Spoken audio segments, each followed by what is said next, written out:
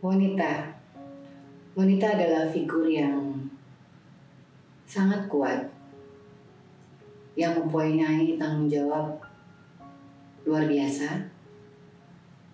Dia harus melahirkan, dia harus mendidik anaknya, dia harus mencintai anaknya.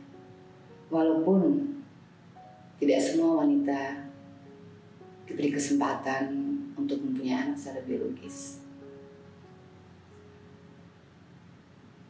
Tanggung jawab seorang wanita terhadap anak, terhadap keluarga, itu tanggung jawab yang cukup berat. Tetapi tidak semua bisa melakukan itu. Peranan seorang ibu sangat penting. Hitam putih seorang anak itu sangat dipengaruhi oleh didikan seorang ibu di dalam keluarganya. Aku dan ibuku, aku panggilnya Mami ya, kami punya hubungan yang sangat luar biasa. Kami tuh kayak teman, bisa cerita apa aja, apapun, gak ada yang dirahasiakan. Dan itu bukan hanya pada saat aku masih single, tapi sampai aku nikah pun Mami tempat curhatku, tempat aku bercerita apapun yang aku rasa ada orang yang paling bisa aku percaya. Sekarang aku udah punya Alia. Dengan Alia yang udah mau 17 tahun ini, Alia pun dari kecil bukan aku treat ya, tapi aku selalu berusaha untuk berkomunikasi dengan dia, mengajarkan bahwa kita tuh harus terbuka. Sampai suatu saat Alia pernah bilang, aku tuh pengen jadi ibu seperti ibu. Pikir aku ternyuh, aku bangga bahwa figur yang dia idolakan adalah aku. Dia bisa cerita apa aja, nggak ada rahasia antara kami. Dan aku berharap sampai kapanpun aku adalah orang yang paling dipercaya. Jadi intinya komunikasi antara ibu dan anak itu yang paling penting. Tante Windy itu gaul, Tante Windy itu kekinian.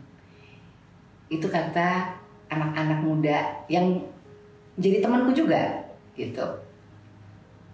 Tapi saya selalu menekankan mereka bahwa walaupun Tante Windy kekinian, Tante Windy gaul, bahwa tradisi budaya itu nggak bisa ditinggalkan.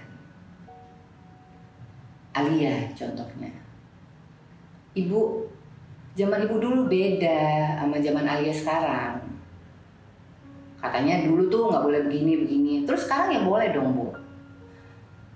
Menurut saya nggak bisa begitu, gitu loh. Jadi saya bilang sama Alia, mau zaman dulu, mau zaman sekarang, tetap tradisi, kebudayaan itu nggak bisa dinegosiasi. Jadi tetap harus kita ikutin. Karena saya berharap suatu saat nanti Alia berkeluarga, punya anak, itu juga diterapkan.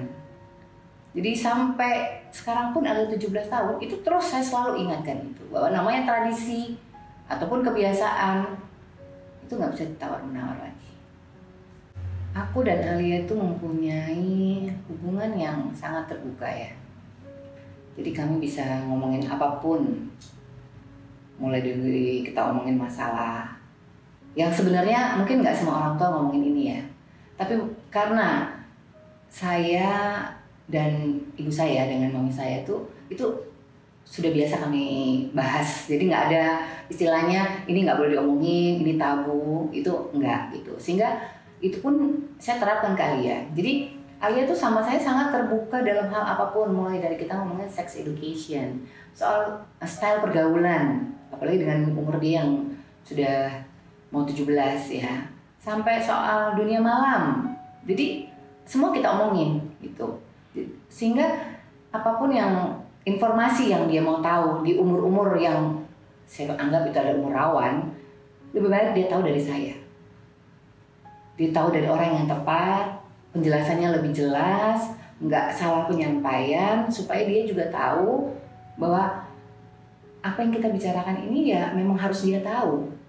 Dan biar dia tahu juga bahwa efek dari hal-hal yang ditutup-tutupi, yang nggak perlu diceritakan mungkin dengan orang tua yang lain, mungkin ketakutan-ketakutan itu bisa saya antisipasi dengan bercerita dan terbuka dengan anak. Jadi saya harap sih ibu atau orang tua lah ya, orang tua di luar sana yang merasa ini tabu, kayaknya enggak lah. Kalau tahu caranya menyampaikan ke anak-anak kita ngerasa anak tuh bisa jadi teman dan mereka sangat terbuka kok. Alia spesial sekali buat saya. Alia berkah dari Tuhan. Alia segalanya bagi saya. Tapi belum tentu sebaliknya. Umur 15 tahun, saya sakit. Alia baru hadir setelah 8 tahun saya menikah. Seorang anak adalah belahan jiwa bagi seorang ibu. Saya berharap Alia selalu taat beragama, bisa berguna untuk orang-orang di sekitarnya, dan yang paling penting bisa menjadi kebanggaan untuk anak-anaknya nanti. Seorang ibu adalah manusia biasa yang kadang juga hilaf, sama seperti aku. Tetapi aku sangat berharap bisa menjadi ibu yang dibanggakan oleh Alia, bisa menjadi teman curhatnya dan orang yang tepat untuk mendengarkan cerita suka dan dukanya. Inilah kisah perjalananku sebagai seorang wanita dan seorang ibu. Bagaimana dengan kisahmu?